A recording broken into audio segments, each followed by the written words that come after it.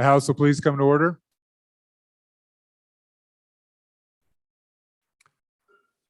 Welcome, members, to the third day, the 2022 budget session of the 66th Wyoming Legislature. I think it's in order. We still have a couple committees out, so I think it's in order that we'll ask Reverend Bob Thompson from First Presbyterian Church to open our day in prayer. Good morning. Hear these words from Psalm 51. Create in me a clean heart, O God, and renew a right spirit within me. Do not cast me away from your presence, and do not take your Holy Spirit from me. Restore unto me the joy of thy salvation. Holy God, you are the creator of all things. As you created the world, the stars, the animals, and the plants, and as you created us, you looked upon it all and you called it good. All that is good comes from you, O God, and we are only good because of your Spirit within us. Guide us in following and being your people. Create in us a clean heart and forgive us all our iniquities. Almighty God, you have given us this good land as our heritage. Make us always remember your generosity and empower us to constantly do your will. Bless our land with honest industry, sound learning, and an honorable way of life. Save us from violence, discord, and confusion, from pride and arrogance, and from every evil way. Even though we come from many communities, make us a united people. Lord, your glory shines throughout the world. We commend our nation and our state to your merciful care, that we may live securely in peace and may be guided by your providence. Give all in authority the wisdom and strength to know your will and the courage to follow you. Help them remember that they are called to serve the people of this land as lovers of truth and justice. God, we lift up to you the cities and communities that each representative calls home. We pray for peace and wholeness.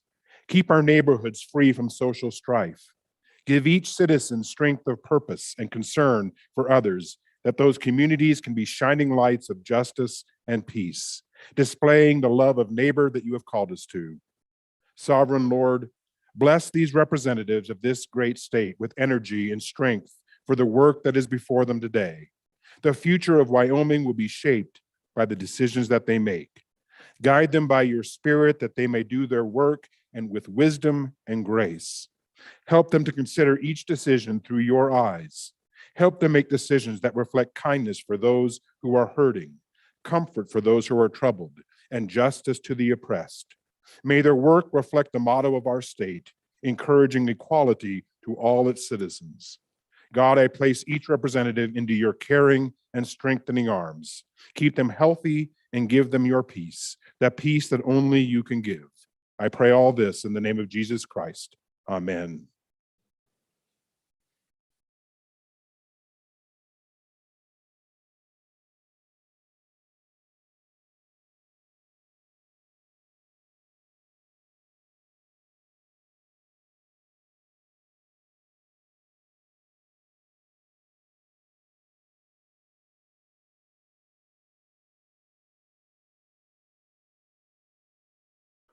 Thank you, Reverend. I appreciate that.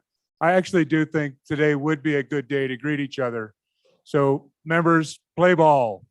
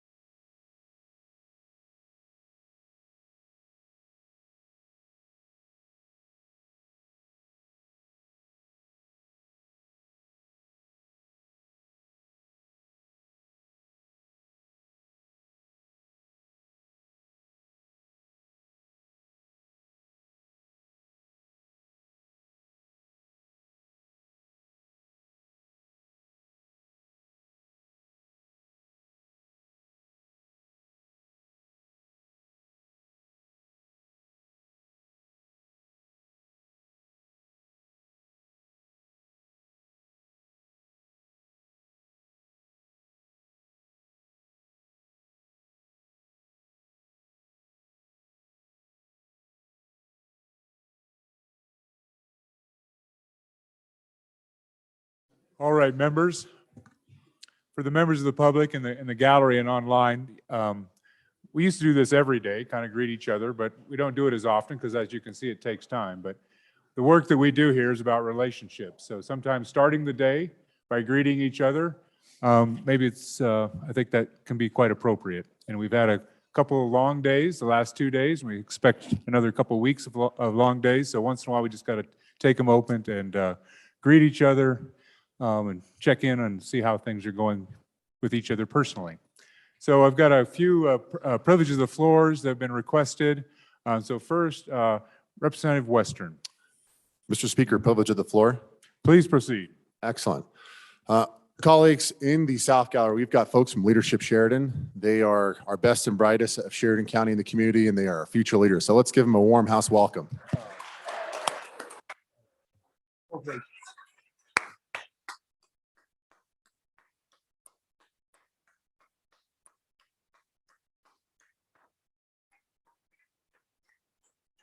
Well, welcome Sheridan County. It looks like you might be staying a few days. I hear it started snowing yesterday in Sheridan, so I hope the roads are good for you. Representative Banks, privilege, please proceed. Mr. Speaker, privilege of the floor. Please proceed. I'd like to introduce a couple of members of the Rock Springs Chamber of Commerce that are here today. Our CEO, Rick Lee, and the President of the Chamber of Commerce, Todd Redmond.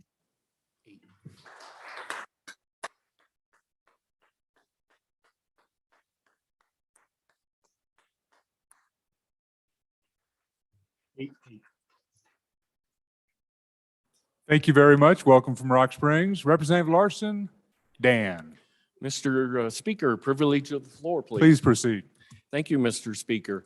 I would like to introduce those in the gallery that are here from across the state that are here to help us promote Convention of States. And please give them a round of applause. Thank you for coming.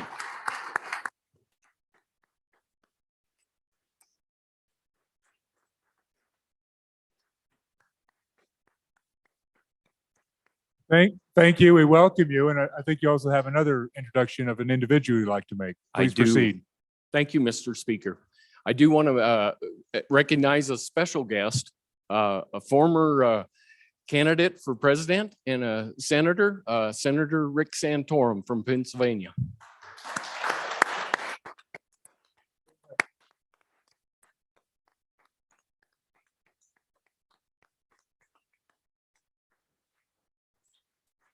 We welcome all of those folks joining us today. And Senator Santorum, it's an honor to have you here. I hope you did get to catch up with your former colleague, Senator Enzi, Mrs. Diane Enzi this morning. So as you would know that the good senator serves with our senators in Congress and was probably spent a lot of time with Senator Enzi when he was serving there. So, all right. Chief Clerk, should we call the roll and get some business done?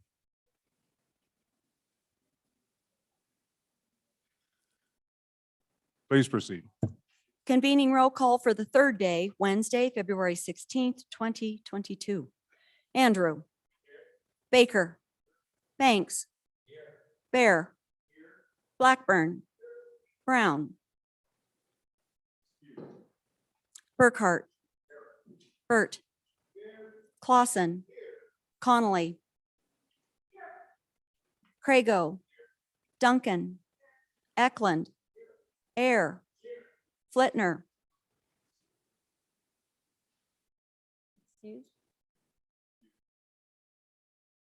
Fortner.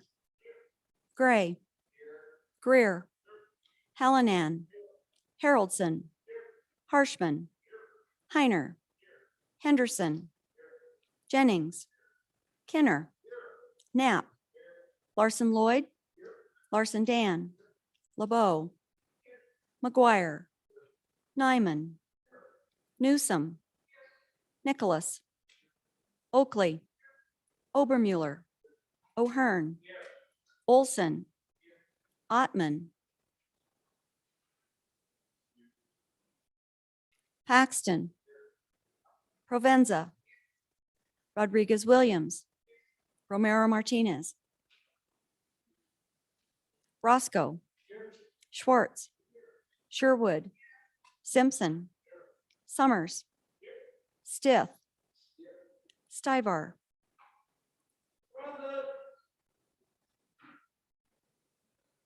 Stivar, Sweeney, Walters, Washit, Western, Wharf, Williams, Wilson,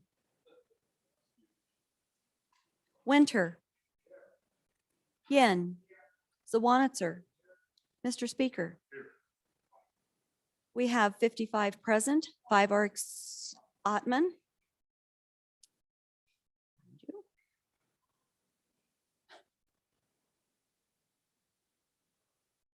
Ottman excused to hear. Anyone else? Brown, Flitner, Romero Martinez, and Wilson. We have 56 present, 4 are excused. Thank you, members. So obviously the Labor Health Committee has been working hard, so they're just getting in. So we appreciate their hard work. I'll just talk to the chairman about timeliness of her work. No, all good.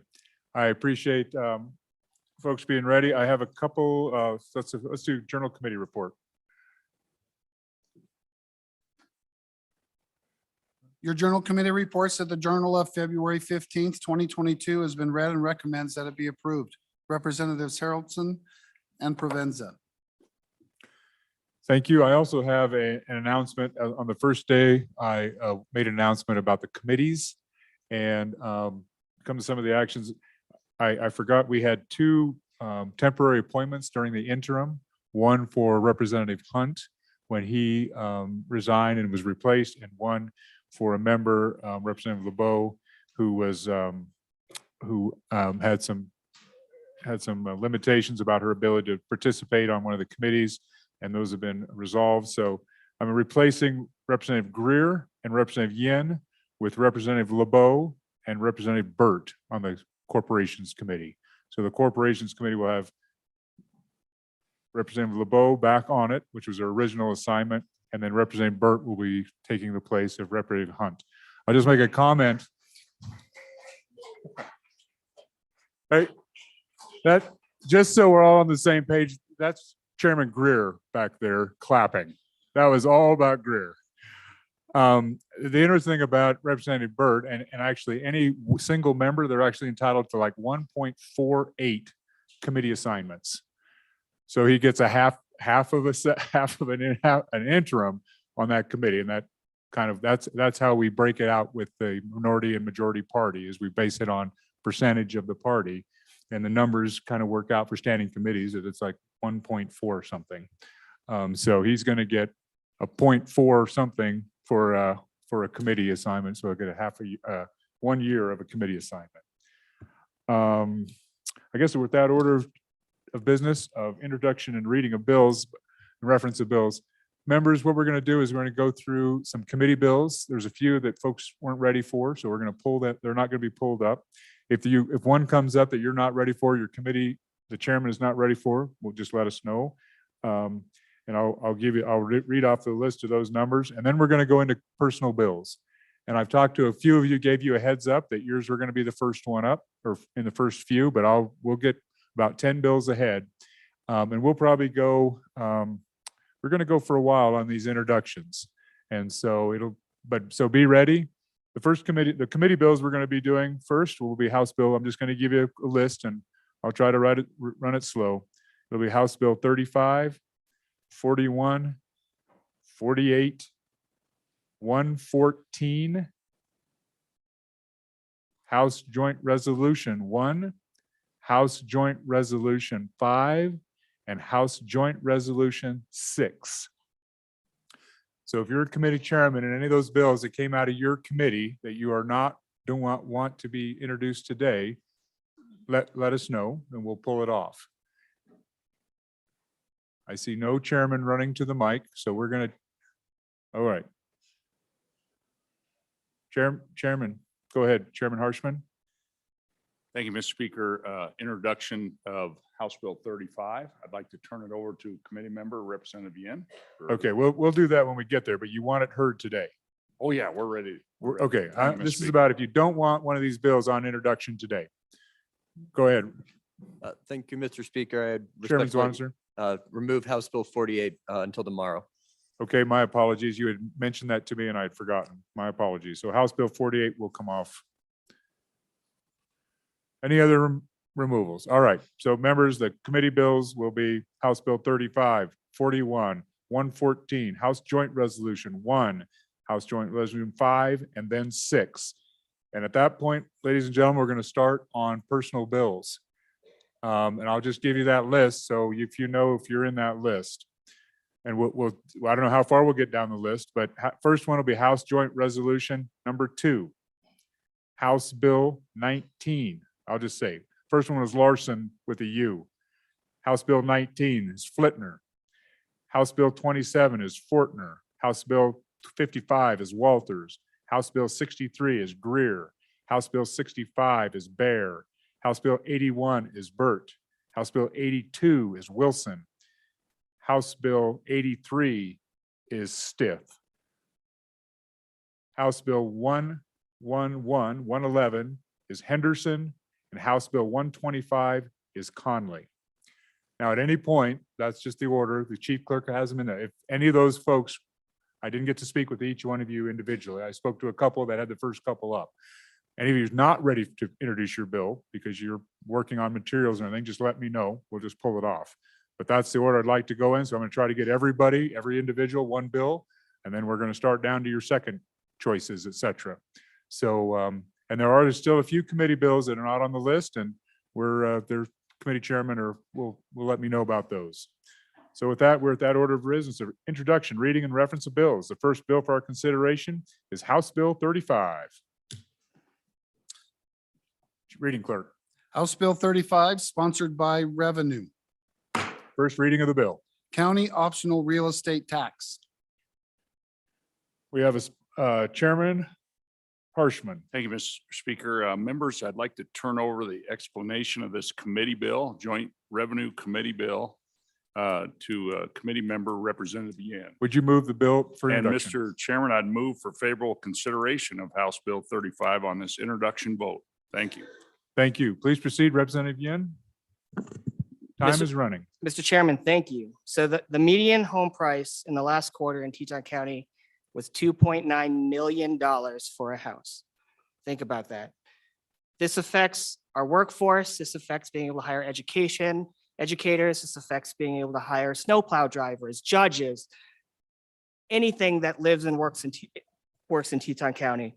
So before you have a bill that allows for a county to propose to their voters a 1% tax on real estate transaction. I've talked to many of you in the room about it, and many of you told me that you're surprised when you heard from me that what was in the bill didn't match what you were told was in the bill in some of these emails. So I'll tell you what's in the bill.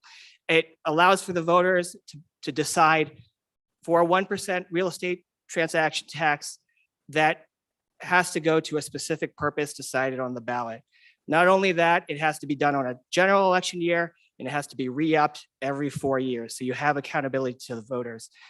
In addition, there's a change that we made in committee, which is that this bill specifically allows for part of that money to go to reducing the direct distribution that a county or local municipality receives based on the amount of revenue they generate from this tax. So not only can we use this money to solve problems in our county or maybe another county, but it would also help the state fund in being able to not have to spend money through that direct distribution. So it is a compromise for a county to choose to do it.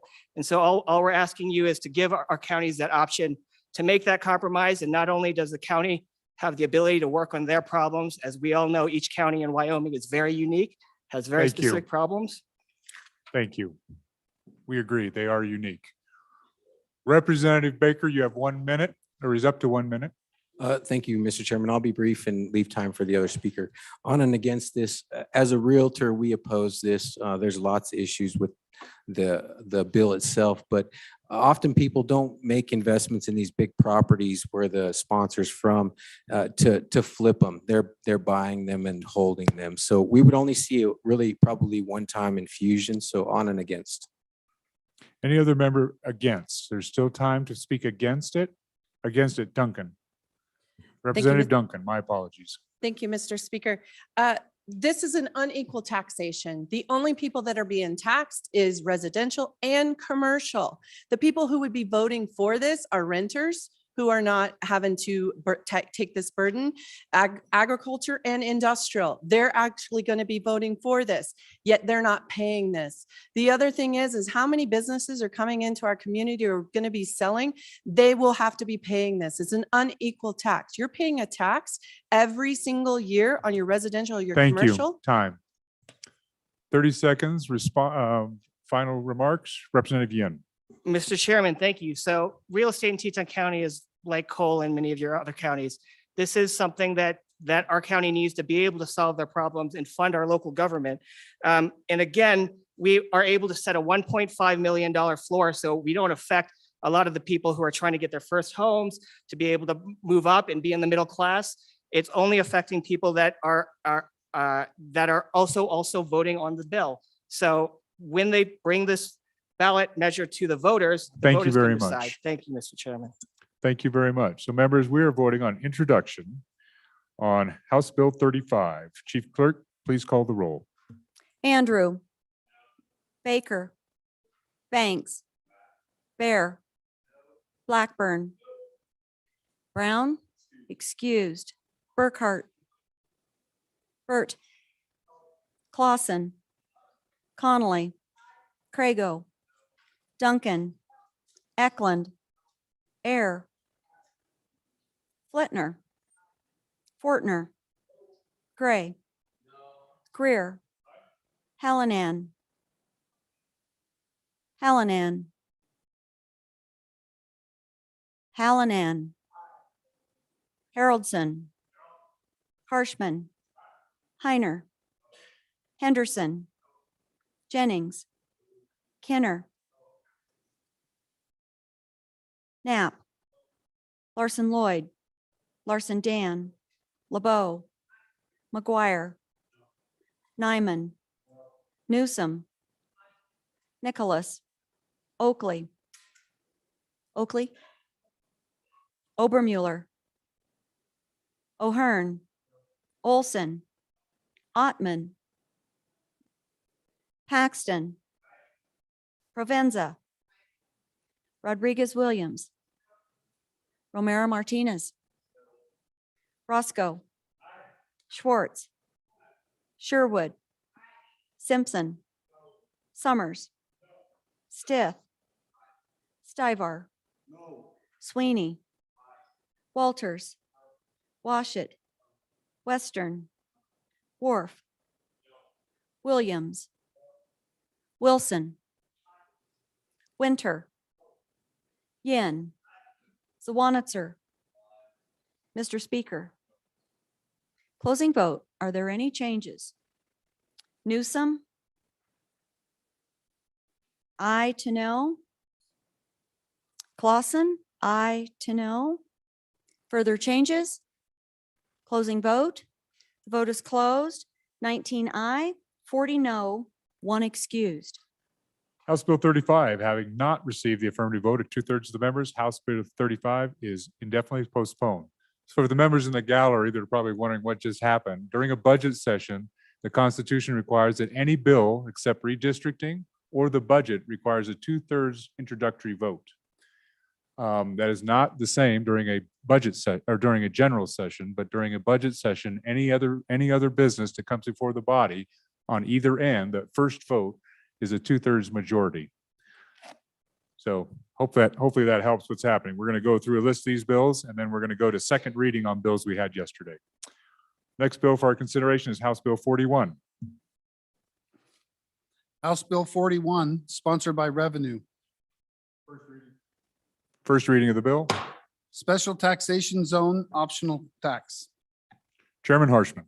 Thank you, Mr. Speaker, and move for favorable introduction vote on House Bill 41, a joint revenue committee bill that's similar to the previous bill as a vote of the people to try to solve a problem in one of our counties. So I'd like to turn the explanation over to Representative Heine. Representative Heiner, please proceed. Thank you, Mr. Speaker and Mr. Chairman. Members of the body, this is an amendment, a number of amendments to an existing tax bill that's on statutes. It's called the Municipal Sales Tax Optional Tax. What this does is amends the boundaries of that optional sales tax to go from the city boundaries to maybe a little bit different boundaries to suit the needs of some of our smaller towns. As you're probably aware, the municipal sales tax is an optional tax that can be placed on the ballot by a municipality, but only within the city boundaries of that municipality. Some of that works great for larger towns, but for small towns, there's not enough tax base to raise any significant income. One of the towns which I represent came to me, they needed to fix some streets. The citizens want to fix their streets and they want to be able to raise it's a temporary 2-year tax. They want to raise this temporary tax, but the state statute does not allow them to go outside of their city boundaries. So with these amendments, it will allow them to do a fire district or a hospital district or something other than the city boundary, city limits, so that they can encompass some of the large industrial facilities that are just outside the city. So I'd urge you to look at this, let it come to the floor so we can debate it more fully and help some of these smaller cities. Because frankly, with the existing municipality tax, after 2 years, they may only have enough money to buy a can of spray paint with that. Thank you. Thank you very much. 8 seconds. In opposition to the bill, 1 minute on the clock. Representative Baker. Thank you, Mr. Chairman. On and against the bill. The origin of this bill, again, if we just look back, this community has been selected for a very large project, a multi-billion-dollar project that will open up a lot of opportunity for funding, industrial siting money, things like that, if the project moved forward, which would, then leave this on the books for, I don't know, maybe potential misuse. But really, again, the origin of this is going to be addressed. The community no doubt needs new streets and will probably get new streets. So on and against. Any other one for the against? Any other persons against? I'm sorry, Representative Gray. Thank you, Mr. Speaker. I understand the issue, but the reality is that the mine that they want to draw into the special taxation zone is outside of city limits. And that's just the way it goes. I mean, there's a reason why people in my county, Natrona County. Thank you very outside of much, city limits- Representative Gray. Thank you. 30 seconds reply. Representative Heiner, if you'd like to use that time. Thank you, Mr. Speaker. Since we brought this to the Revenue Committee, I've had a number of other small communities that have voiced their concern that they have similar problems, not only the one city in my town, but other small towns have the same problem. And they asked for help as well. And this gives them the option to do a temporary tax that is voted by the voters. It goes onto the ballot. It's not imposed and it's temporary in nature. Thank you. Thank you very much. Perfect timing. Chief Clerk, members were voting on House Bill 41, introduction, requires a 2/3 vote. Chief Clerk, please call the roll. Andrew. Baker. Banks. Bear. Blackburn. Brown excused. Burkhart. Burt. Clausen. Connolly. Crago. Duncan. Eklund. Air. Fletner. Fortner. Gray. Greer. Hallinan. Haroldson. Harshman. Heiner. Henderson. Jennings. Kenner. Knapp. Larson Lloyd. Larson Dan. LeBeau. McGuire. Nyman. Newsom. Nicholas. Oakley.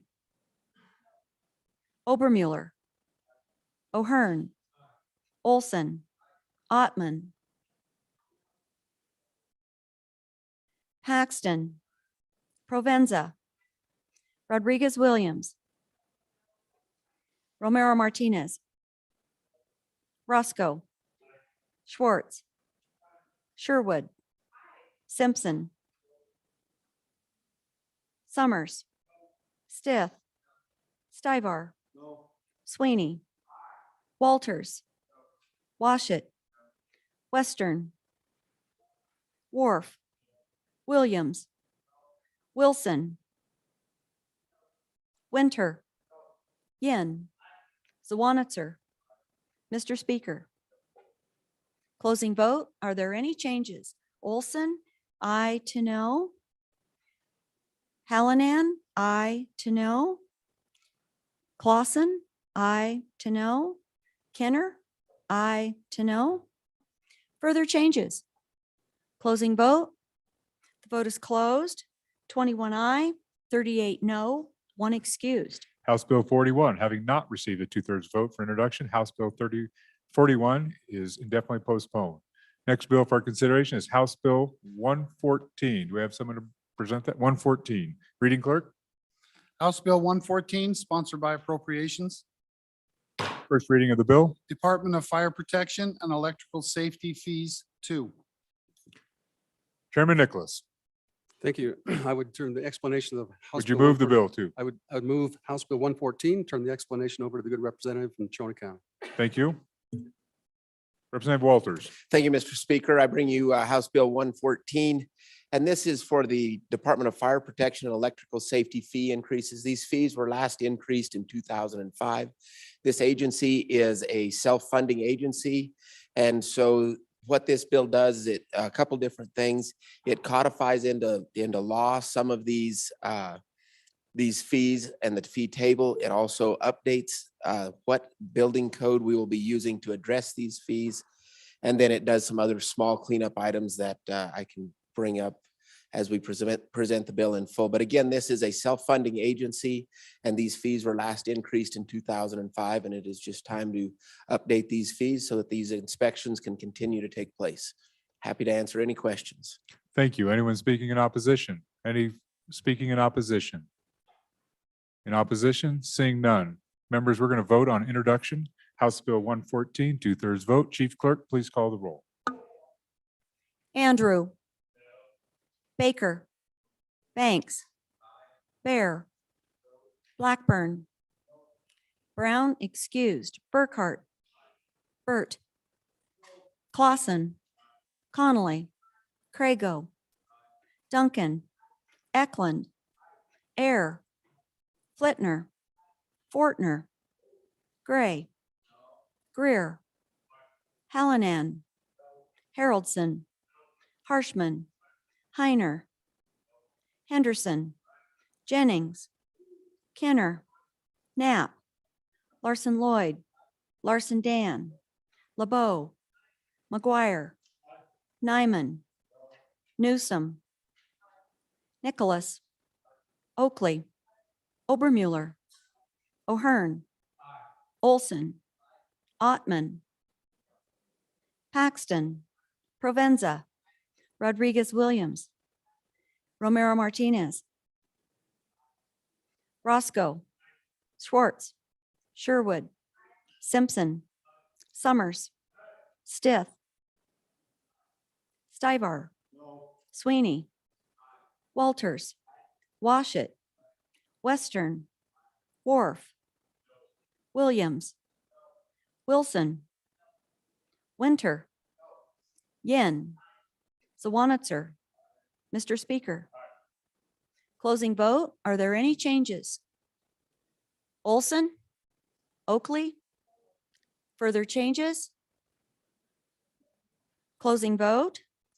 The vote is closed. 38 aye, 21 no, 1 excused.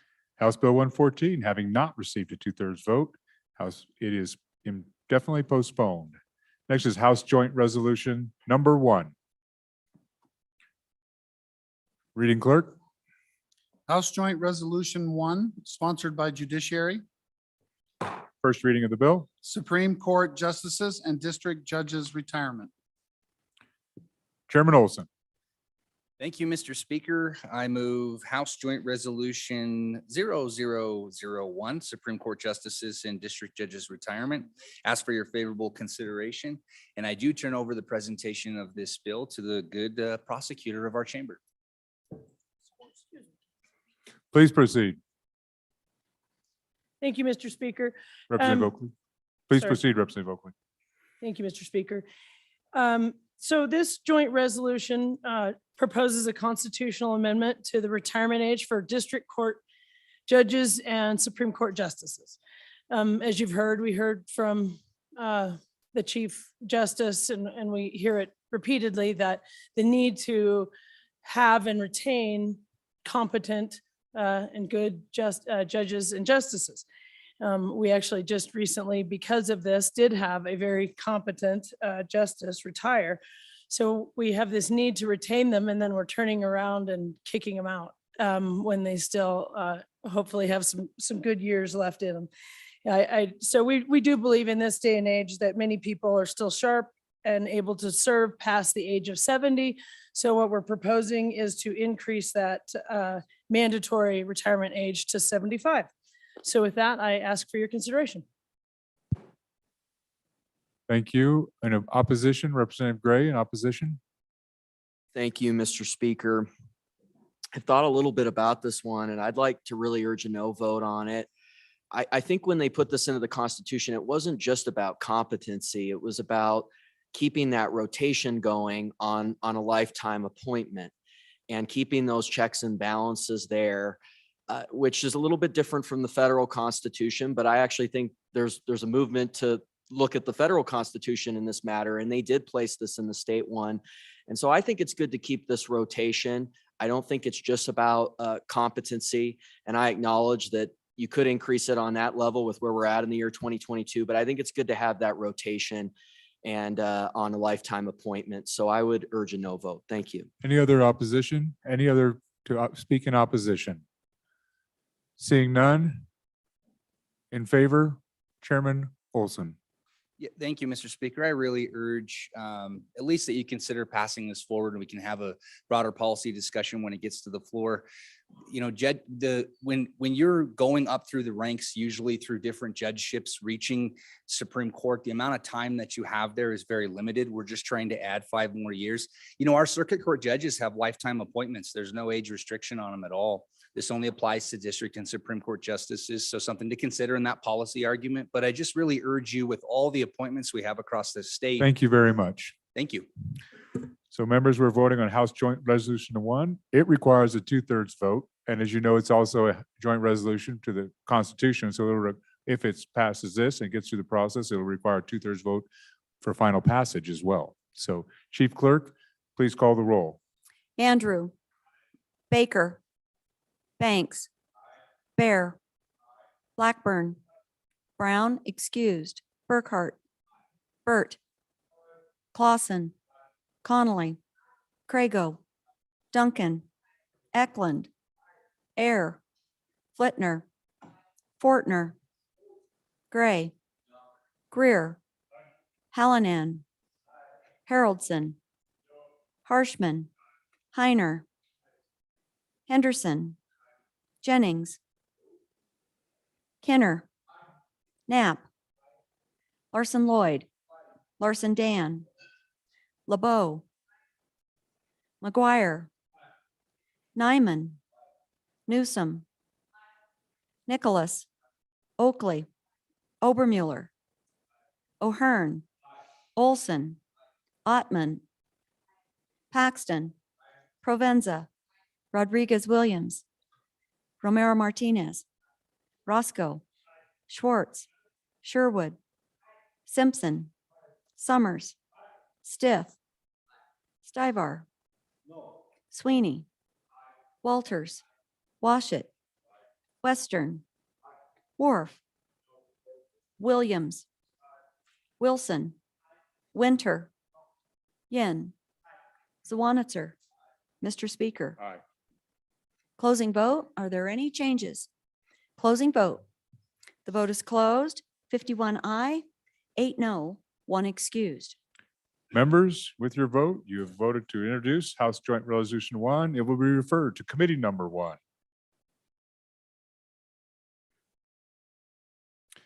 Next joint resolution is Joint Resolution Number 5. Reading clerk. House Joint Resolution 5, sponsored by Capital Financing. First reading of the bill. Permanent Middle Trust Fund, Investments and Distributions. Chairman Nicholas, please proceed. Thank you, Mr. Speaker. I would move Joint Resolution number 5 and ask for your favorable consideration, ladies and gentlemen. So in 2021, 27% of our general fund budget was funded by earnings from our Permanent Middle Trust Fund. The cap fin has been studying us, and that's going to continue to climb over time because of our drop of our revenues. So how do we improve our income? What this bill does, it modifies the Constitution. And it changes the definition of income to investment earnings. And there's various reasons that we'll go into detail when this bill comes up to explain that. But basically, it creates a new investment earnings fund so we can maximize the total return on our investments. So basically, it's a modified endowment model. This has been recommended by our RVK, who are investment advisors who advise the state of Wyoming. It's been recommended by the IFC, our Investment Funds Committee, because this is how we're going to help take care of our budget deficit in the years to come. Our lost opportunity cost over the past 10 years have been roughly $4 billion. Had we done this 10 years ago, we'd have an additional $4 billion roughly in our permanent funds. It also requires restoring any losses, and it keeps the permanent funds inviolate. We want to make sure that we're not changing any of those concepts. Both of these things we did statutorily in the last 2 years. So we've actually passed statutes to do it. This helps conform the statutes to their Constitution. And that's basically what it does. We're moving to an endowment model to help maximize our returns. So I ask for your favorable consideration. Any member speaking against, any member speaking against, any member to speak against, seeing none. Members, we're voting on introduction, House Joint Resolution 5, 2/3 vote. Chief Clerk, please call the roll. Andrew, Baker, Banks, Bear, Blackburn, Brown excused, Burkhart, Burt, Clausen, Connolly, Crago, Duncan, Eklund, Air, Flitner, Fortner, Gray, Greer, Hallinan, Haroldson, Harshman, Heiner, Henderson, Jennings, Kenner, Knapp, Larson Lloyd, Larson Dan, LeBeau, McGuire, Nyman, Newsom, Nicholas, Oakley, Obermuller, O'Hearn, Olson, Ottman, Paxton, Provenza, Rodriguez Williams, Romero Martinez, Roscoe, Schwartz, Sherwood, Simpson, Summers, Stith, Stivar, Sweeney, Walters, Washit, Western, Wharf, Williams, Wilson, Winter, Yin, Zwanitzer. Mr. Speaker. Closing vote. Are there any changes? Duncan, excused to aye. Further changes? Closing vote. The vote is closed. 56 aye, 3 no, 1 excused. By your vote, you voted to introduce House Joint Resolution 5. It is hereby referred to Committee Number 2. Next one, House Joint Resolution 6. Reading clerk. House Joint Resolution 6, sponsored by Capital Financing. First reading of the bill. Common School Account, Investments and Distributions. Chairman Nicholas, please proceed. Thank you, Mr. Speaker. I would move House Joint Resolution 6 and ask for your favorable consideration. Ladies and gentlemen, this does the exact same thing for the Common Schools account that we just passed for the Permanent Middle Trust Fund. It changes the definition of the income to investment earnings. It creates the account So once again, doing the same thing so we can maximize our investment returns. And by the way, when this happens, the CapFin will meet through the interim and start changing our statutory processes. Because as this fund grows, we eliminate the need for large reserve accounts because it becomes like a fund of one funds. Once again, because when you do that, then you maximize your ability to invest and you have a large enough fund that you can cover your costs and have greater earnings at the same time. So you cover your losses and maximize your return. So ask for your favorable consideration. Thank you. In opposition, Representative Gray. Thank you, Mr. Speaker. This is a question. I was going to ask it on the last one. Is there a way to inflation proof the fund other than the legislature doing that via statute with this change? If you're segregating all the earnings into another account, just how do you address inflation proofing and not just get into a spend mentality when you're drawing all the earnings into another account? So it's just a question. Thank you. Thank you. Any other in opposition? Any other in opposition? Any others in opposition? Seeing none. Chairman Nicholas, would you like 30 seconds? Thank you, Mr. Speaker. So there's numerous ways to inflation proof the problems. Obviously, the 1% and the statutory 1% that goes into both funds. The other way you do that is we as a legislature, and you'll see it in our budget this year, we're going to put direct deposits into the permanent trust accounts if that's approved by this body. So that's the primary means to do it. But the other means to do it is if we increase our returns, if we go from 5% up to say 6%, that's the equivalent to about $800 million. Thank you very much. Thank you very much. So members, we're voting on introduction. House Joint Resolution number 6. Chief Clerk, please call the roll. Andrew, Baker, Banks, Bear, Blackburn, Brown, excused, Burkhart, Burt, Clausen, Connolly, Crago, Duncan, Eklund, Air, Flitner, Fortner,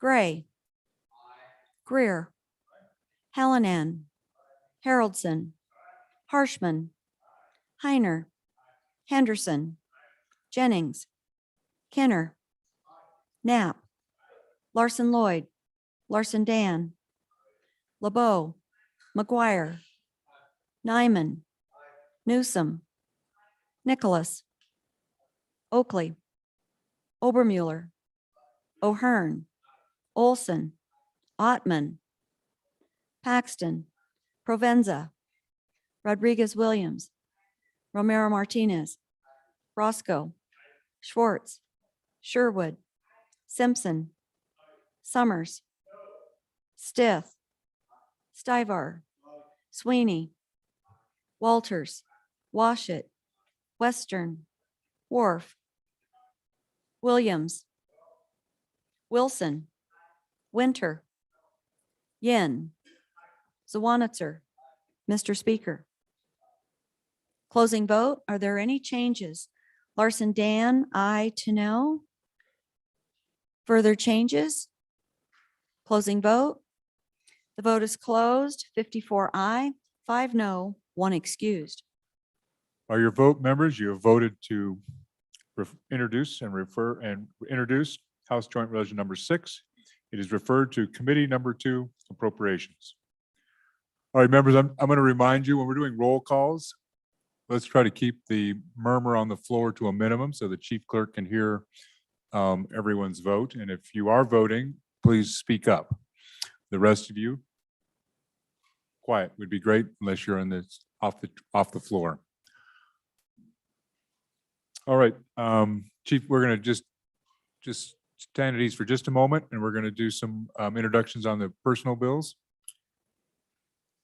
And I'm just going to read the first 5 personal bills, and we will go further, but I just want to get them queued up.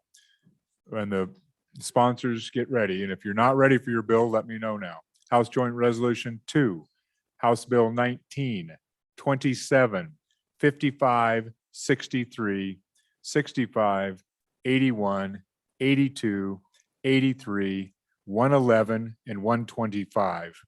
And we're going to go for probably about another half an hour, 40 minutes on introductions, and then we'll do our second reading. Recall that we have second reading from yesterday. And I don't know if we have any amendments yet, but we'll take a look. We do have some amendments, so we've got to leave time for that because we're going to do redistricting when we come back at 2 o'clock. If that doesn't take too long, we can go back to introductions. So Chief Clerk, are we ready? All right, members, next bill for our introduction consideration is House Joint Resolution number 2. Reading clerk. House Joint Resolution 2, sponsored by Representative Larson Dan. First reading of the bill. Convention of States. Representative Larson, please proceed. Mr. Speaker, thank you. I move House Joint Resolution number 2. Ladies and gentlemen, the resolution before you is about restoring our federal system by using our constitutional power under Article 5. Congress has usurped its powers that rightfully belong to us, the elected lawmakers of Wyoming. The activities of Washington, D.C. today would have been unthinkable to our founding fathers. Federal laws and executive orders now touch upon every aspect of our lives. What kind of light bulbs we can buy, land use, school curriculum, school lunches, employer mandates. Meanwhile, we live under the shadow of a crushing national debt over $30 trillion that threatens to enslave our grandchildren and our children, or their children. All of this comes courtesy of the activist Supreme Court, which has vastly expanded federal power through its precedents. The court has created loopholes to the Constitution's limits of federal powers, and those loopholes will remain there until someone closes them. I don't think our founding fathers would be surprised that the federal government has claimed such incredible power. They would be surprised, I think, that we have not used these tools that they gave us to curbing it. This resolution before you applies for an Article 5 convention to propose amendments that impose fiscal restraints on the feds, that limit the power and jurisdiction of the federal government, and that set term limits for federal officials. This identical resolution is passed through 17 states, including Texas, Oklahoma, North Dakota, and just a few days ago, Nebraska. Once 34 states have adopted it, a meeting will be called, and our legislature will send delegates according to the Wyoming law already adopted. I guarantee you 2 things if we don't support this today. The problems in DC will only get worse over the next year. This issue will be even bigger priority next year with way more national spotlight. Thank you very much. Thank you very much. I know you had it timed down when you did it at home. Anyone want to speak against it? Anyone against? Representative Stivar, you have 1 minute. Anyone else that wants to speak against, please be at the mic. Representative Stivar, please proceed. On and against, there's one sentence in the Constitution that brings up convention of states. There's no rules to regulate how this is going to run. Who are going to be the 3 delegates from our state? How are they picked? Who are they going to be? These questions need to be answered before we move forward with a convention of the states. It's been done one time, and that was a constitutional convention. On and against. There's still some time. Anyone in opposition? Representative Haroldson. Thank you, Mr. Speaker. In the situation we're at right now, the biggest issue we have is the fact that the federal government isn't following the Constitution that's in place. If they were following the Constitution, then we would not be in the position we are. And so if putting this into effect is not going to fix the federal government that's not following the Constitution that's in effect and in place now. On and against. 4 seconds. Seeing none, we'll go to the 30-second response. Representative Larson. The founders knew that someday the federal government would try to take ultimate control over the states. The states created the federal government with limited powers, and they have abused them. The states now must take control back. Legislatures of the states must do their duty and save this country. Congress will never limit their power. I urge you to do your part. Vote aye. Thank you very much. Members, we're voting on House Joint Resolution number 2. 2/3 vote is required. Chief Clerk, please call the roll. Andrew. Baker. Banks. Bear. Blackburn. Brown excused. Burkhart. Burt. Clausen. Connolly. Crago. Duncan. Eklund. Air.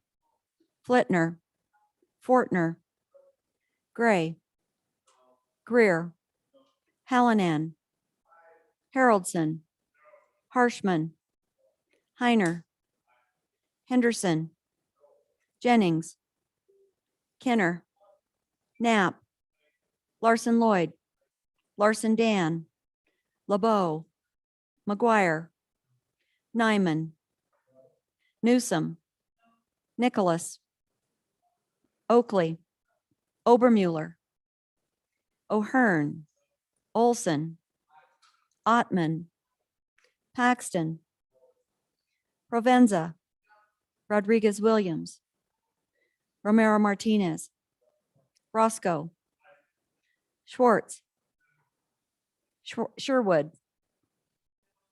Simpson, Summers, Stith, Stivar, Sweeney, Walters, Washit, Western, Wharf, Williams, aye. Wilson, Winter, Yen, Zawanitzer. Mr. Speaker. Closing vote. Are there any changes? Closing vote. Vote is closed. 21 aye, 37 no, 1 excused, 1 absent. That was my fault. Chief Clerk, let's change that absent to excused. That I should have called that out. My apologies. So members, by your vote, House Joint Resolution number 1 or 2 has not been introduced.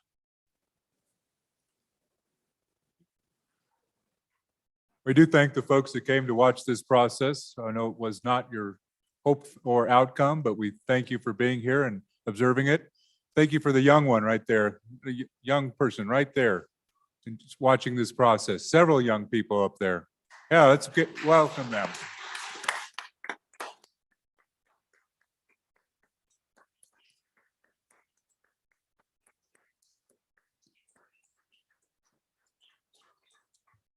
That's what we're working for, folks. That's what we're working for. The future of our nation, the future of Wyoming. All right, members, once again, as we're taking roll call, please, let's try to keep it down on the floor. Chief Clerk, I don't know, there's something different about the acoustics, it seems like, but the Chief Clerk is having a difficult, maybe she's used to being behind all that plastic, I don't know. But there is some different acoustics this year. All right, next bill for our consideration is House Bill 19, reading clerk. House Bill 19, sponsored by Representative Flitner.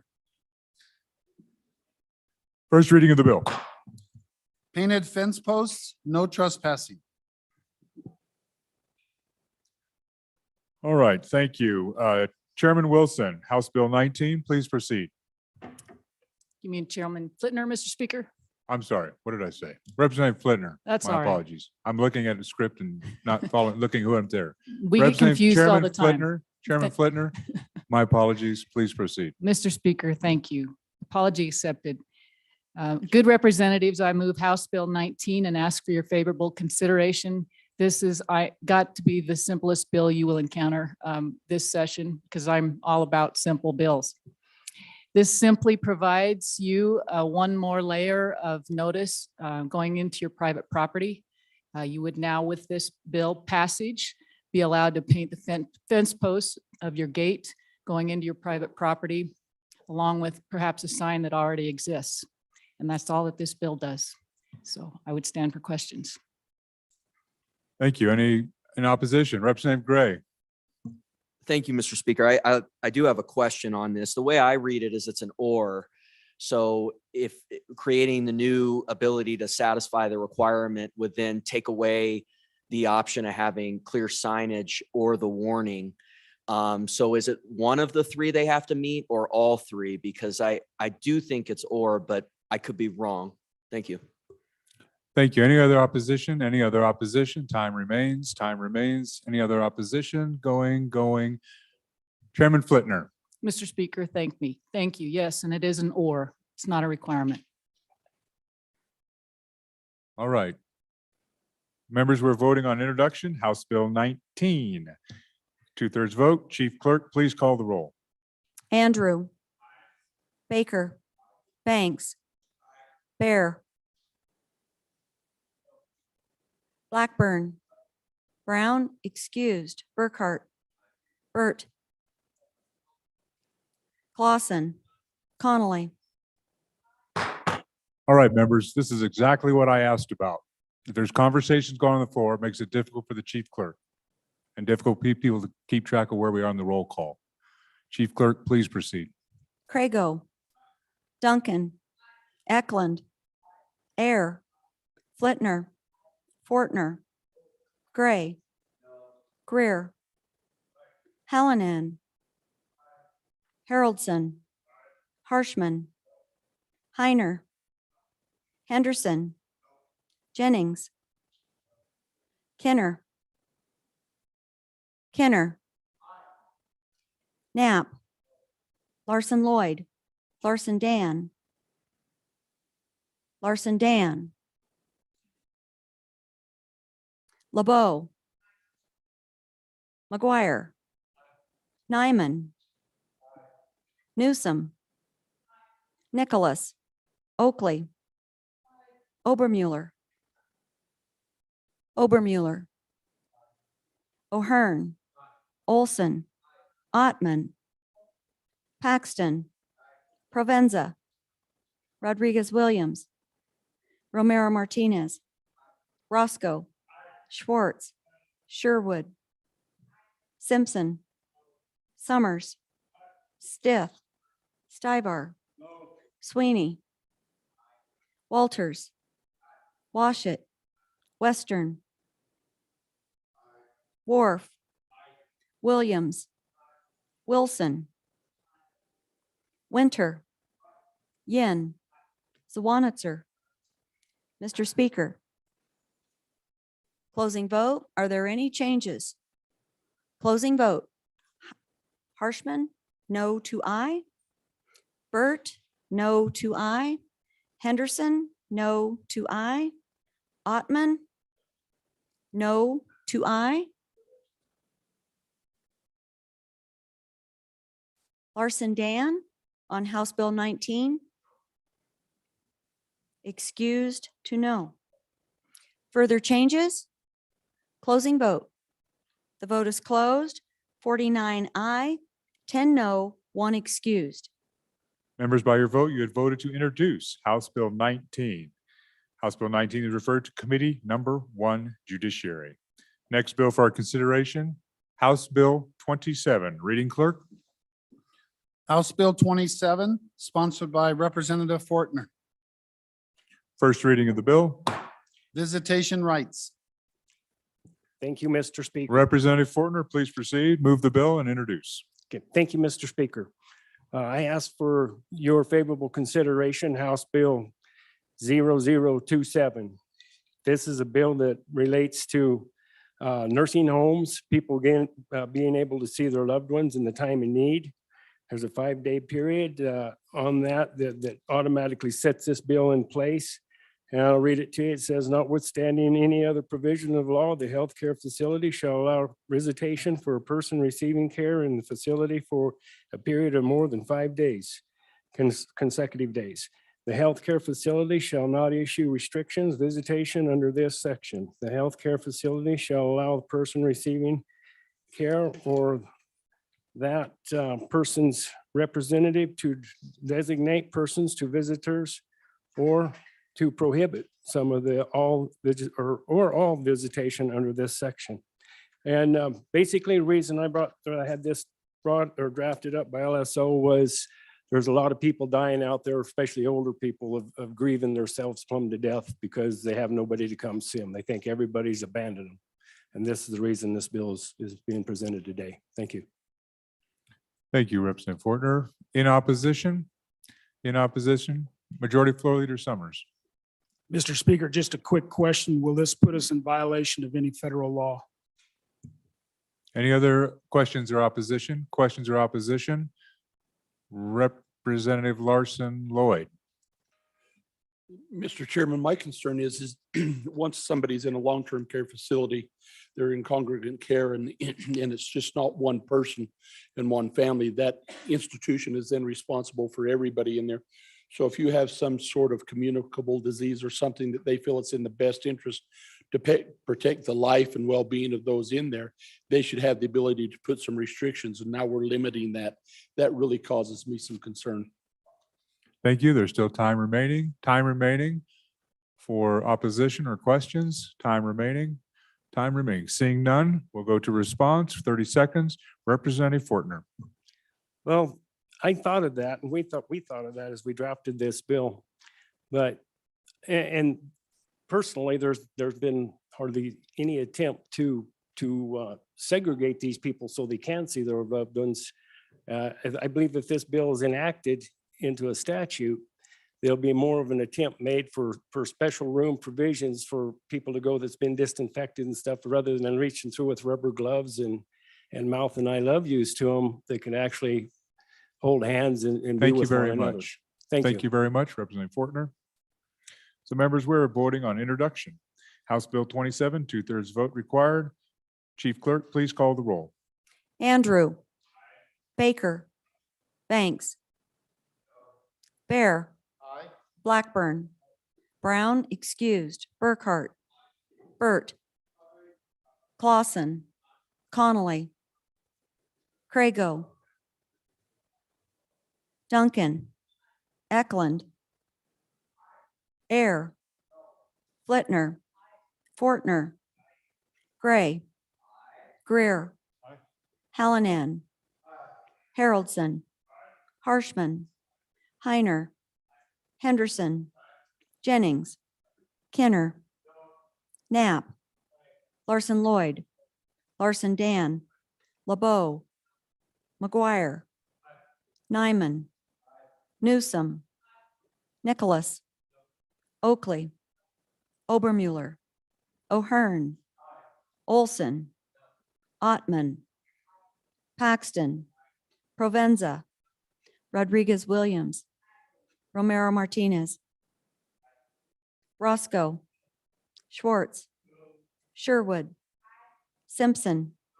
Summers. Stith. Stibar. Sweeney. No. Walters. Washit. Western. Wharf. Williams. Wilson. Winter. Yin. Zawanitzer. Mr. Speaker. Aye. Closing vote. Are there any changes? Closing vote. The vote is closed. 42 aye, 17 no, 1 excused. House Bill 27, have received the affirmative vote of 2/3 of members. It is introduced and referred to Committee Number 10, Labor, Health, and Social Services.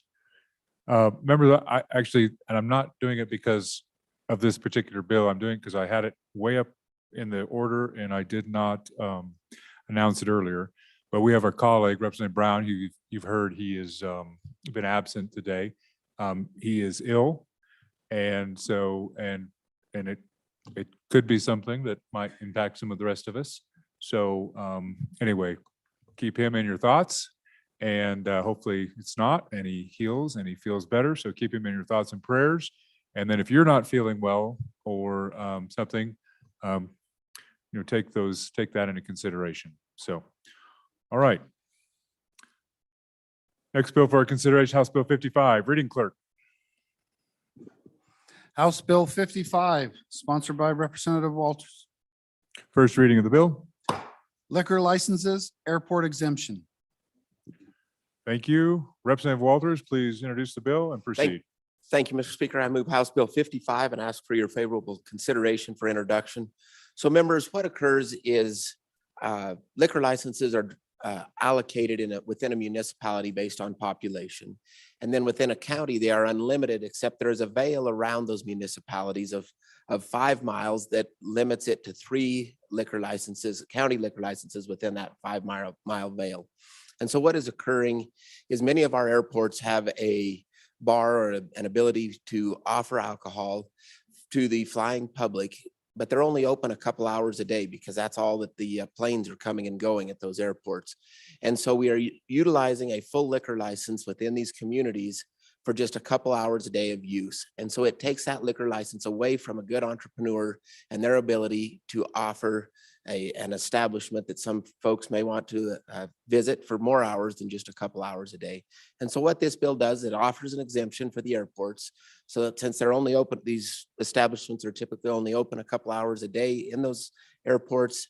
The exemption makes sure that it frees up essentially one of those liquor licenses within the county, so that the counties can offer that to a good entrepreneur and allow that entrepreneur to operate an establishment for more hours per day than what an airport would typically offer it.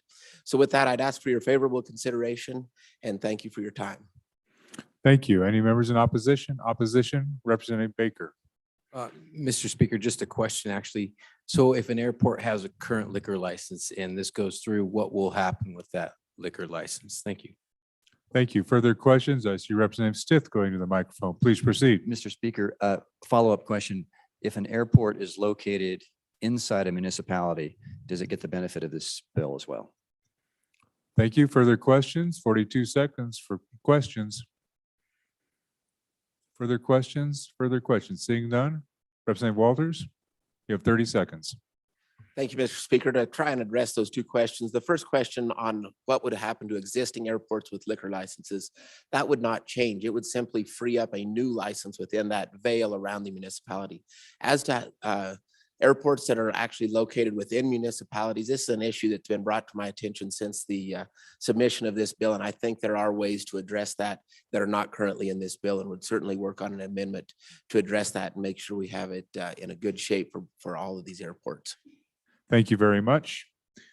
Members are voting on House Bill 55, 2/3 vote required. Chief Clerk, please call the roll.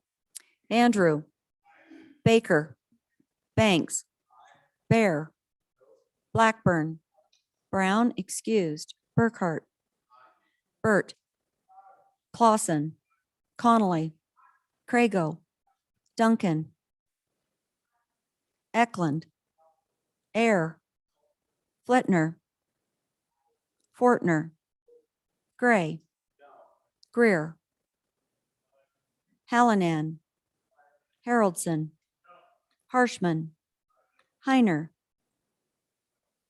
Henderson, Jennings, Kenner, Knapp, Larson Lloyd, Larson Dan, LeBeau, McGuire, Nyman, Newsom, Nicholas, Oakley, Obermuller, O'Hearn, Olson, Ottman, Paxton, Provenza, Rodriguez Williams, Romero Martinez, Roscoe, Schwartz, Sherwood, Simpson, Summers, Stith, Stivar, Sweeney,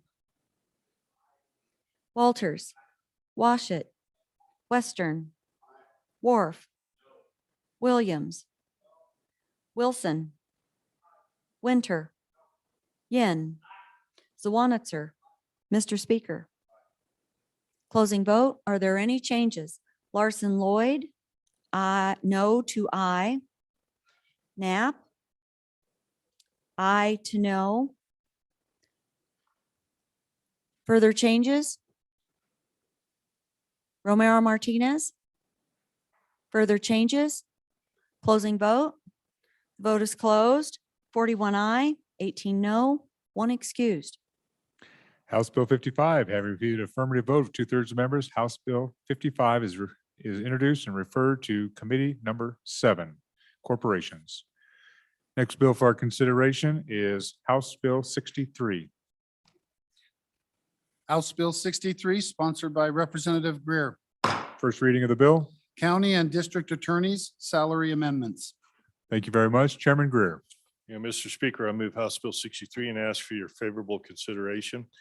These are, this is a bill that will raise the caps for county and district attorneys. I'll talk about county attorneys first. What this does is gives local control to the county commissioners for county attorneys to go ahead and raise their salary up to, and I just tied it with the district court judge to find a number. The number right now is 100,000. The Wyoming Constitution requires that we set the salaries for these officers. And so we've done a range, and that's found to be constitutional. The issue that we have right now is we have counties that have a higher cost of living, and some of them just have higher workloads, and they're limited at 100,000, where their deputies sometimes are making more. What we're saying is we'll let these counties make that decision. The appropriation will stay the same. So right now it's the lesser of 50% of the salary or $50,000, whichever is greater. No more cost to the state, control to the counties. You've heard me be critical of prosecuting attorneys for 11 years now. Just make sure we got good ones in place. Okay, I also was asked with this, so we could take a look at it, was with the DAs, the district attorneys. That's Natrona County and Laramie County.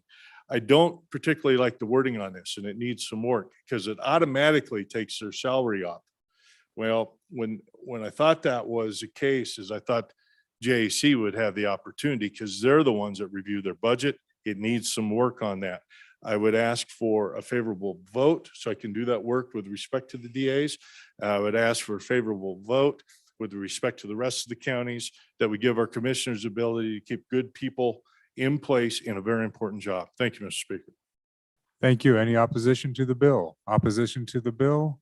Opposition to the bill? Seeing none. Members, we are voting an introduction. House Bill 63, 2/3 vote. Chief Clerk.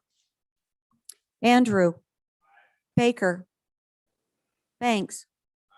Bear. Blackburn. Brown excused. Burkhart. Burt. Clausen. Connolly. Crago. Conflict. Duncan. Eklund. Air. Flitner. Flitner. Fortner. Gray. Greer. Hallinan. Haroldson. Harshman. Heiner. Henderson. Jennings. Kenner. Knapp. Larson Lloyd. Larson Dan. LeBeau. McGuire. Nyman. Newsom. Nicholas. Oakley. Oakley. Conflict. Obermuller. O'Hearn. Olson. Ottman. Paxton. Provenza. Rodriguez Williams. Romero Martinez. Roscoe. Schwartz. Sherwood. Simpson. Summers. Stith. Stivar. Sweeney. Walters. Washit. Western. Wharf. Williams. Wilson. Winter. Yin. Zawanitzer. Mr. Speaker. Closing vote. Are there any changes?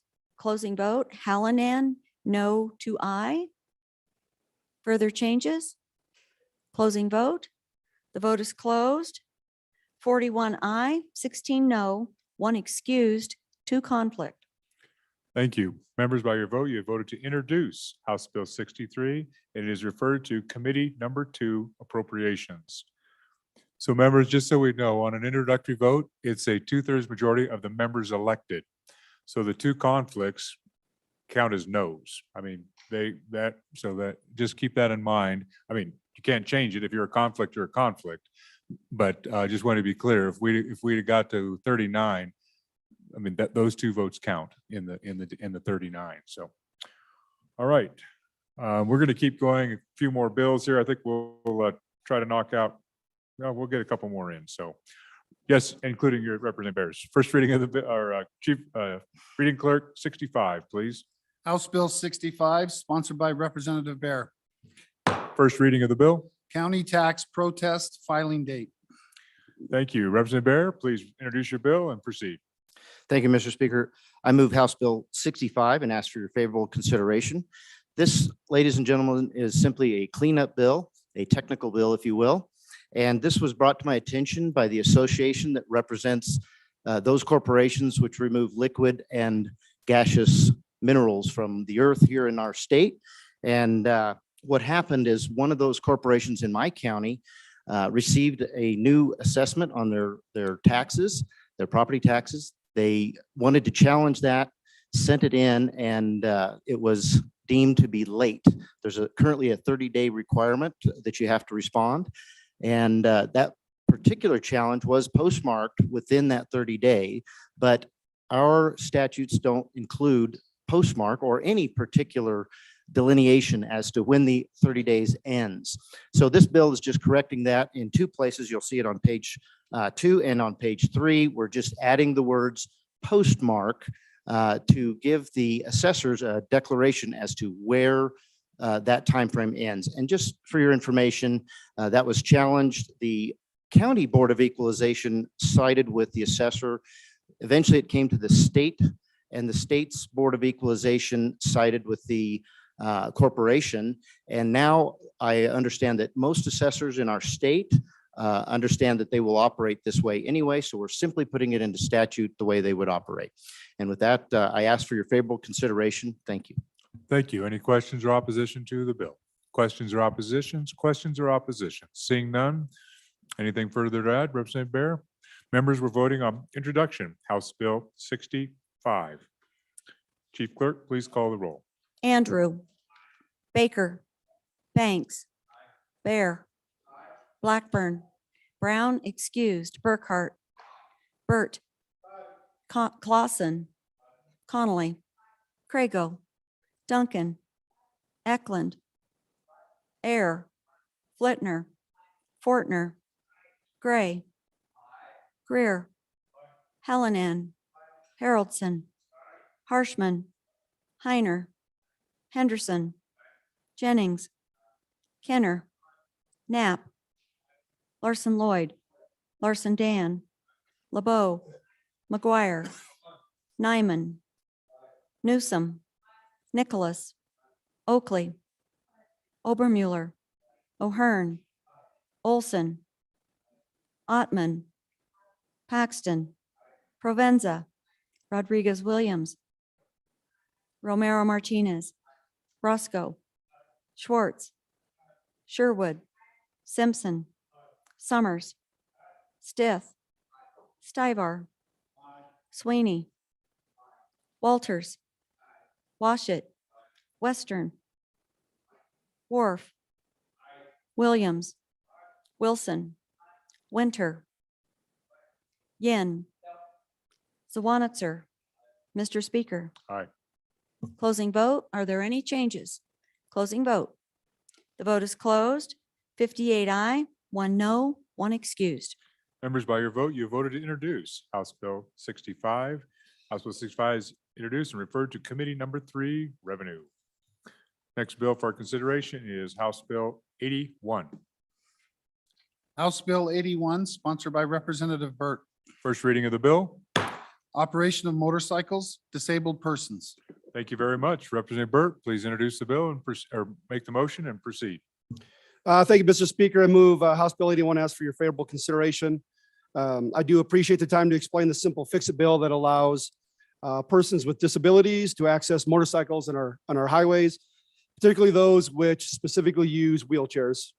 The existing law was added to our books when technology did not allow this, the type of equipment on our roads. This bill was brought to the attention of a good representative from House District 25, as well as myself, and I am glad that we're able to propose the fix. Thank you. Any questions or opposition? Questions or opposition? Questions or oppositions? Seeing none, seeing no further comment.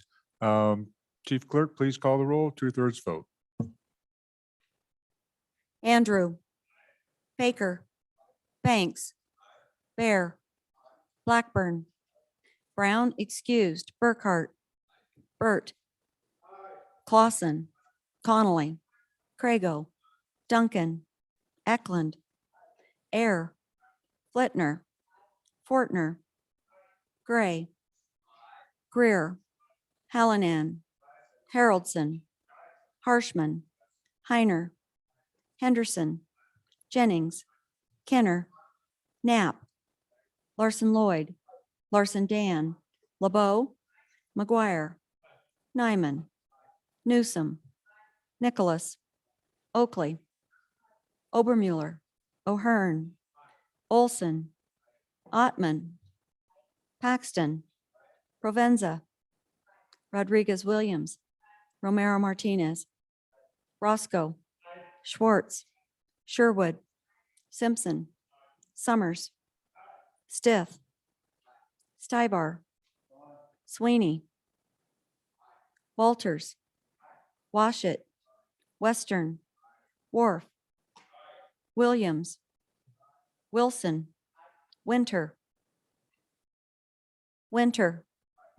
Yin, Zawanitzer. Mr. Speaker. Closing vote. Are there any changes? Closing vote. The vote is closed. 59 aye, 1 excused. Thank you. Members, by your vote, you have voted to introduce. House Bill 81 is referred to Committee Number 8, Transportation.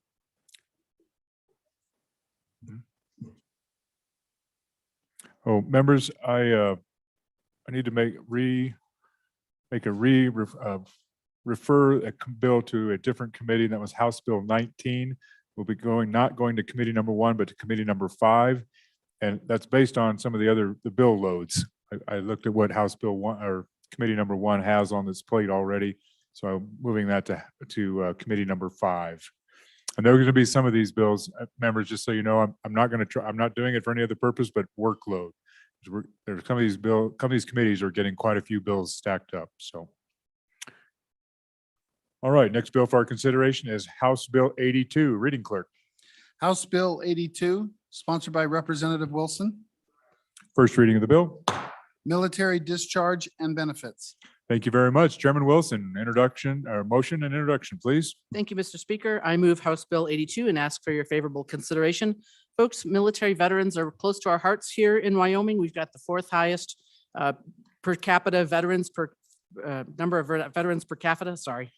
And so we give exemptions and benefits in recognition of that. Last September, the president announced that military members would have to receive a COVID vaccine and that members who refused would be discharged. Now, I don't like that, but I agree that the commander in chief has the right to do that. However, then we started seeing articles in military newspapers, messages from the military departments that members might receive a dishonorable discharge. I actually received calls from several Wyoming Guard members who are being threatened with jail time, not by the adjutant general, I will just point out. Since then, the National Defense Budget Bill has been amended to prohibit 5 of the branches from giving anything other than honorable, but that does leave out the Coast Guard. The Guard is, to my mind, kind of iffy. And we all know that a budget amendment is only good for the year of the budget. So I can't control what the feds do, but we can control what we do for our Wyoming veterans. So this bill is very simple, does not add any new benefits or exemptions. It just says that any service member who receives a general or other than honorable discharge solely by refusing to get the COVID vaccine shall be considered honorable for the purposes of Wyoming benefits. That's all it does, no extra money. These are folks who have served faithfully, and I ask for your support. Thank you. Any questions or opposition? Questions or opposition? Questions? Questions? Seeing none, members are voting on House Bill 82, introduction, 2/3 vote. Chief Clerk.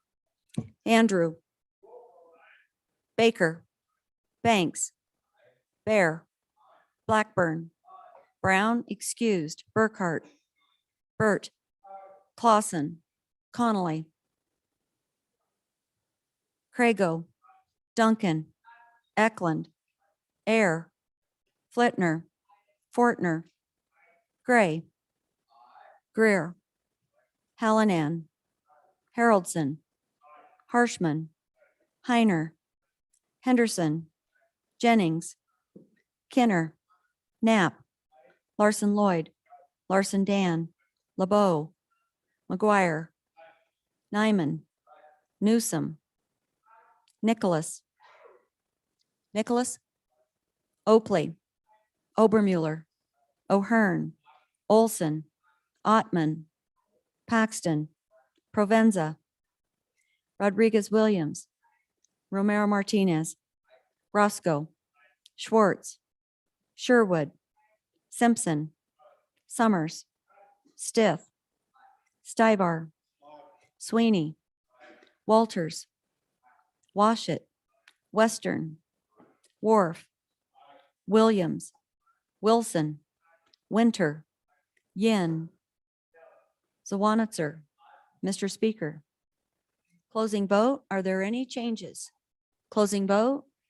The vote is closed. 55 aye, 4 no, 1 excused. Members, by your vote, you voted to introduce House Bill 82.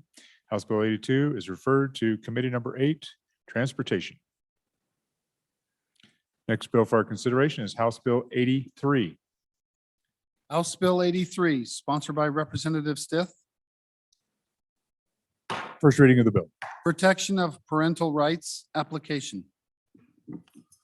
Thank you very much. Representative Stiff, please move your bill and provide your introduction. 2 minutes. Mr. Speaker, I move for the introduction of House Bill 83 and ask the members for its favorable consideration. This is, in 2017, this body passed the Parental Rights Act, which codifies the constitutional standard that says that the liberty interest of a parent in the care, custody, and control of their child is a fundamental right. And furthermore, that the state or any agency of the state will not infringe that right absent showing that it's addressing a compelling state interest by the least restrictive means. What this bill does is say that we really meant that because the highest court of our judicial branch in February of 2020 issued an opinion stating that the 2017 statute does not apply to the courts, that they do not have to enforce it. That's a rather strange statement, but indeed it's true. And part of their reasoning was that they believe that the courts are not a state agency for purposes of the statute, which came as a big surprise to me, since when you look at your budget bill, among our state agencies include the district courts and the rest of the judicial branch. So all this bill does is says that, yes, we really meant that, and that this parental rights statute applies to the courts and shall be used in parentage, neglect, parental rights termination cases, child custody cases. Thank you very much. Thank you. Any questions or opposition? Questions, opposition? Questions, opposition? Seeing none. Members are voting on introduction. House Bill 83. Chief Clerk, please call the roll. Andrew, Baker, Banks, Bear, Blackburn, Brown excused, Burkhart, Burt, Clausen, Connolly, Crago, Duncan, Eklund, Air, Flitner, Fortner, Gray, Greer, Hallinan, Haroldson, Harshman, Heiner, Henderson, Jennings, Kenner, Knapp, Larson Lloyd, Larson Dan, LeBeau, McGuire, Nyman, Newsom, Nicholas, Oakley, Obermuller, O'Hearn, Olson, Ottman, Paxton, Provenza, Rodriguez Williams, Romero Martinez, Roscoe, Schwartz, Sherwood, Simpson, Summers, Stith, Styvar, Sweeney, Walters, Washit, Western, Wharf, Williams, Wilson, Winter, Yin, Zawanitzer. Mr. Speaker. Closing vote. Are there any changes? Closing vote. The vote is closed. 59 aye, 1 excused. Members, by your vote, you voted to introduce House Bill 83. House Bill is introduced and referred to Committee Number 1, Judiciary. Next bill for our consideration, House Bill 111. Reading Clerk. House Bill 111, sponsored by Representative Henderson. First reading of the bill. State retirement plans adjustments. Representative Henderson, please introduce the bill and give your explanation. 2 minutes. Thank you, Mr. Speaker. I move House Bill 111 and ask for your favorable consideration. As you all know, 2 years ago in the budget session, we had the same bill. This is the engrossed version. our retirees have net other than firefighter A fund, haven't had an adjustment for inflation in over 14 years. The calculus in this is 0.1 of 1% on the first, on your annual benefit. So if it's 10,000, it'd be 1%. The average check will be $196. And this, as I say, is an gross decision made by this body. It was one payment will be made in July this year. The next payment will be made in July next year, and that'll be to be no further obligation. So we have over 32,000 retirees benefiting from our retirement system, and there's significant economic impact, which I'd love to share with you if you'd allow this to be introduced. I'd ask for your favorable consideration. Now, we talk a lot about economic impact, but I think the fundamental aspect of this bill is our consideration of people impact. So I stand for any questions. Thank you. Questions or opposition? Questions or any voices in opposition? Any questions? Questions going? Anything further, Representative Henderson? No, sir. Nope. Thank you very much. Chief Clerk, we're voting on introduction, House Bill 111, 2/3 vote. Chief Clerk, please call the roll.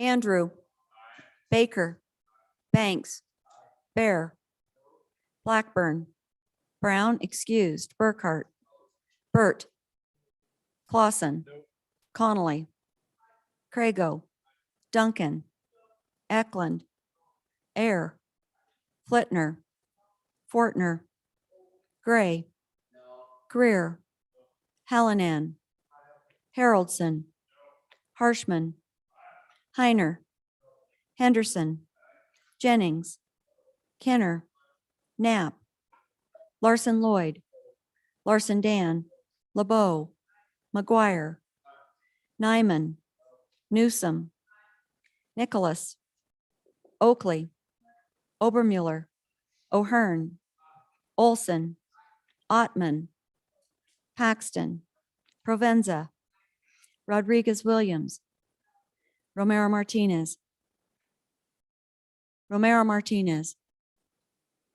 Roscoe, Schwartz, Sherwood, Simpson, Summers, Stiff, Stivar, Sweeney, Walters, Washit, Conflict, Western, Wharf, Williams, Wilson, Winter, Yin, Zawanitzer, Mr. Speaker, Romero Martinez.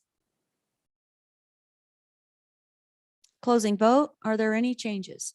Blackburn, aye to no. Crago, aye to no. Further changes? Closing vote. The vote is closed. 25 aye, 32 no, 2 excused, 1 conflict. Members, by your vote, you have voted not to introduce House Bill 111. House Bill 111 is indefinitely postponed. Next bill, House Bill 125. Reading clerk. House Bill 125, sponsored by Representative Connolly. First reading of the bill. Workplace Injury Assistance, Information and Guidance. Thank you, Madam Minority Floor Leader. Introduce and please proceed. Thank you, Mr. Speaker. I move House Bill 125 and ask for your favorable vote for introduction. Friends, what this bill does is simply expand the duties of the Department of Workforce Services, its director and agency, to allow them to provide information and guidance not only to those employees and employers covered under workers' compensation, but also to those who are self-insured. And that's it. Any questions? Questions or opposition? Questions, opposition on the bill? Questions or opposition on the bill? Further comments from the sponsor? Chief Clerk, we're voting on introduction. House Bill 125, 2/3 vote. Please call the roll.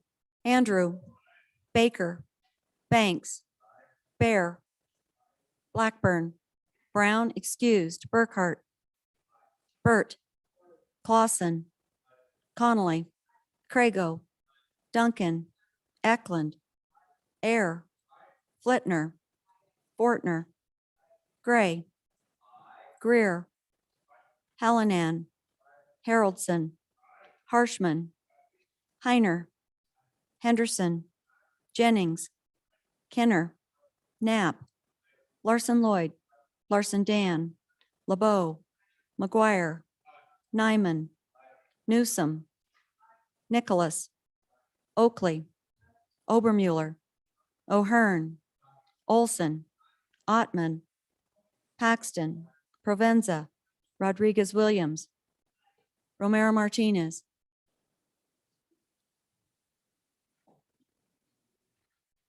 Romero Martinez, House Bill 125.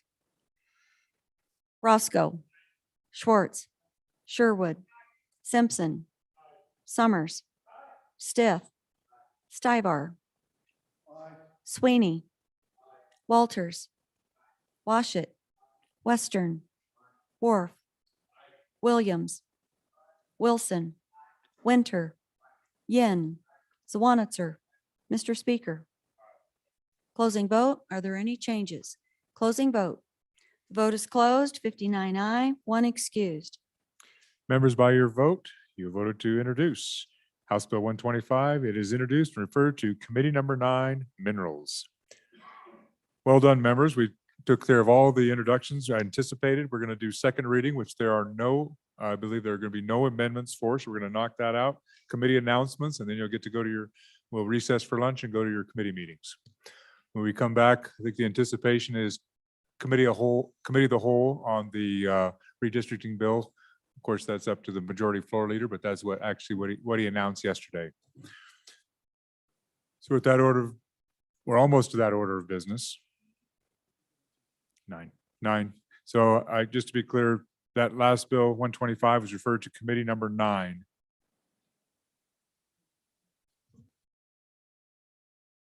The privilege of the floor, Representative Duncan, please proceed. Thank you, Mr. Speaker. Privilege of the floor. Please.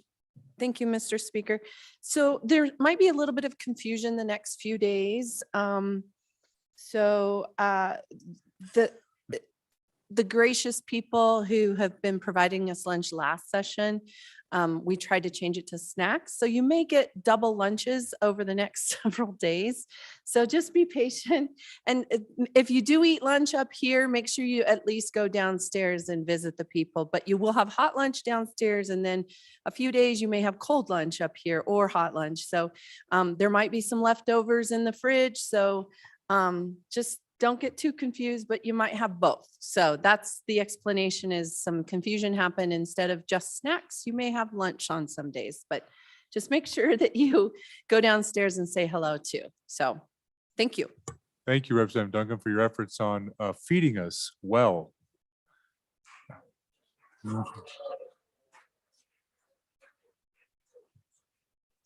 And more importantly, thank you for those folks who are actually providing the lunches. We do appreciate that. And if the snow continues, we may need them. We may be here. All right, Chief Clerk.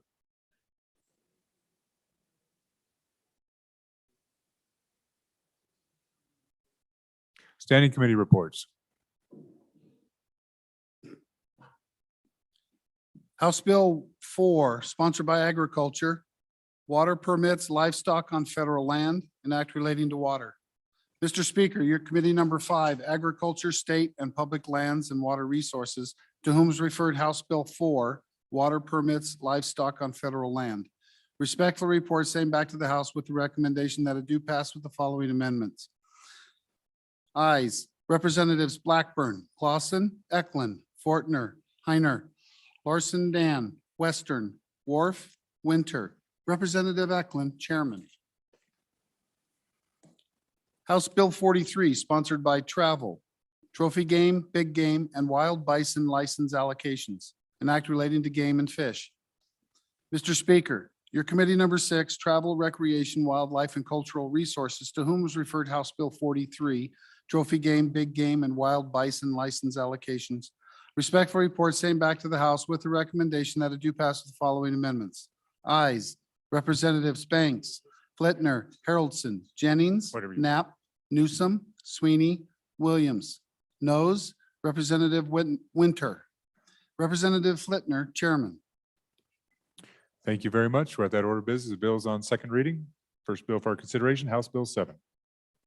I better grab them.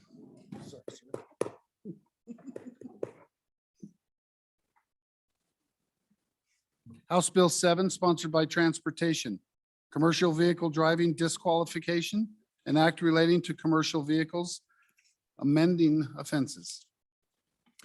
There is an amendment. Representative O'Hearn? Thank you, Mr. Chairman, Mr. Speaker. We're meeting with the department at lunch, so we're amending that. And so we withdraw our amendment for number 2 and would like Okay. to move it to third reading. Thank you very much.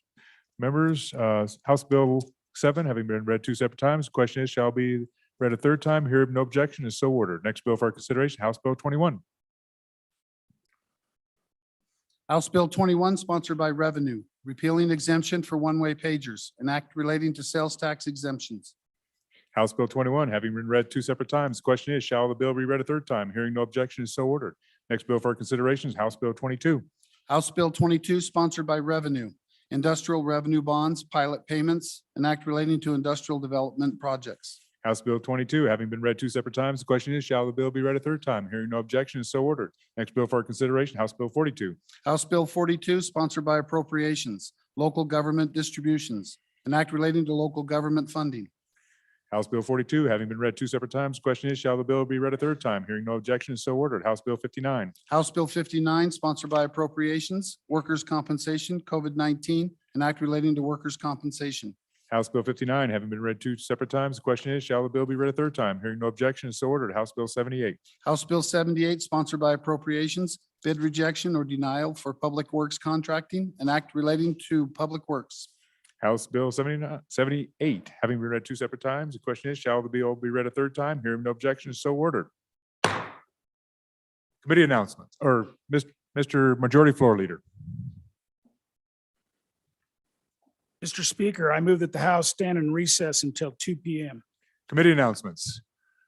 Chairman Burkhart.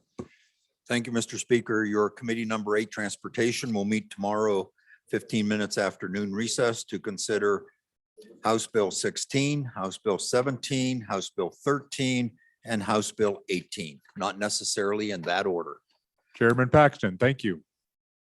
Thank you, Mr. Speaker. Your committee number 4, Education, will meet in 10 minutes in extension room number 3 to consider 2 bills, House Bill 29, Hathaway Scholarship Amendments, and House Bill 30, School Finance Increasing Cash Reserves. Thank you. Chairman Olson. Thank you, Mr. Speaker. Your committee number 1, Judiciary, will meet tomorrow, 15 minutes upon noon recess in the connector in 1 to consider House Bill 10, Tribal Reference Amendments, House Joint Resolution 1, Supreme Court Justices and District Judges Retirement, House Bill 86, Genetic Data Privacy Amendments, and House Bill 83, Protection of Parental Rights Application. Thank you. Chairman Zwanitzer. Thank you, Mr. Speaker. Your committee number 7, Corporations, will meet 5 minutes upon noon recess to hear House Bill 62, Insurance Amendments, House Bill 80, Campaign Report Amendments, and House Bill 49, Election Reporting Requirements. Thank you. Further announcements? Further announcements? Chairman Nicholas. Thank you, Mr. Speaker. Your House Appropriations will meet on adjournment to have in room 301 for House Bill 6 and 79. On noon recess tomorrow, we will have House Joint Resolution 5 and 6. Thank you. Further announcements? Further announcements? All right. Thank you, members, for your work this morning. I think we kept a good pace. We'll keep going through the personal bills. If you have more than one personal bill that's out there, and a bunch of them just dropped this morning, so I haven't got those sorted yet. But if you've got more than one personal bill, certainly give me your priorities. Those of you who already have, thank you. Those of you who don't have any bills, I thank you doubly. With that, members, we are in recess until 2 p.m.